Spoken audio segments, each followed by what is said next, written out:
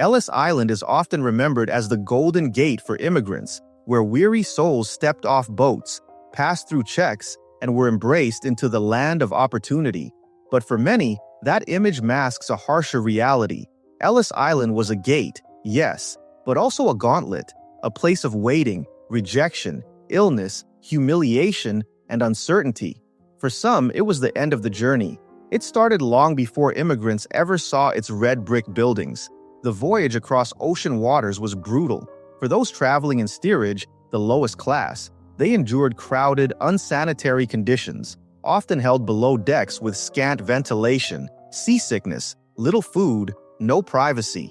Many arrived at Ellis Island exhausted, weak, sick, minds frayed. That fatigue would work against them during inspections. On arrival, immigrants were first herded into lines, registered, questioned. They were asked names, birthplaces, destination, funds, sponsorships. The registrars held power. One misspoken answer or uncertain detail could raise suspicion. But the real test was medical and legal examination. Doctors and agents would scan your appearance, your gait, posture, visible conditions. Many were chalked, small marks on clothing indicating E for eyes, H for hernia, X for suspected mental issue, and so on. These chalk marks weren't just casual notes. They could mark you for deeper scrutiny, detention, or deportation. The medical inspection was merciless. Conditions considered unacceptable included contagious diseases like trachoma, tuberculosis, or physical deformations. But just as damaging were the social judgments.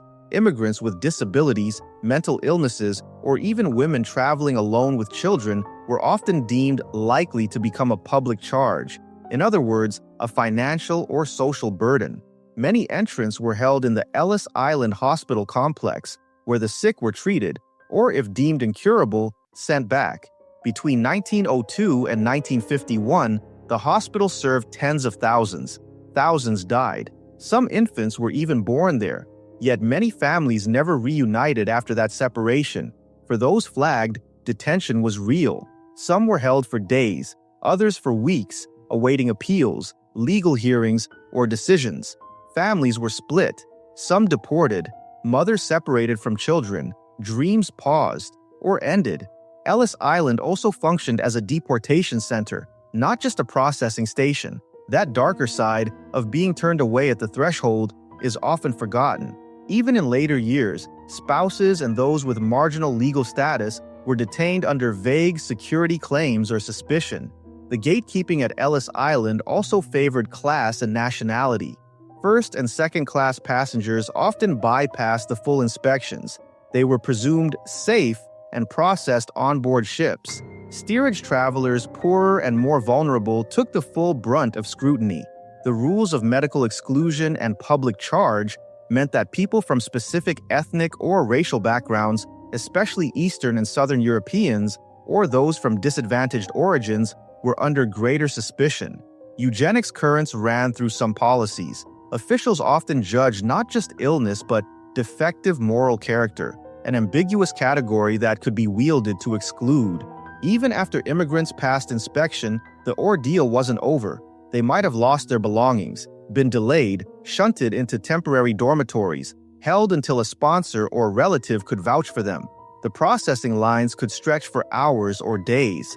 Language barriers made questions confusing.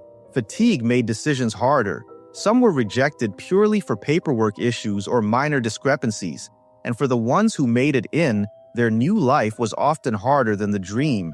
They arrived in a country with little support, with tenuous rights, often in poverty, with discrimination, often separated from community or family they expected.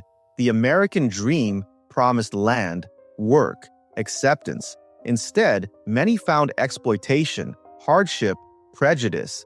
The story of Ellis Island often ends at the gate, but for many immigrants, the real struggle began just beyond it. So next time you visit the museum or see Ellis Island on a ferry ride, remember, it was not just a gateway of hope. For many, it was a crucible. Checkpoints, detention, medical terror, exclusion, separation. It was a stern test, a filter. And for some, Ellis Island was the point where their American story died, or at least stalled. The dream was real and also fragile, contingent, and many times cruel.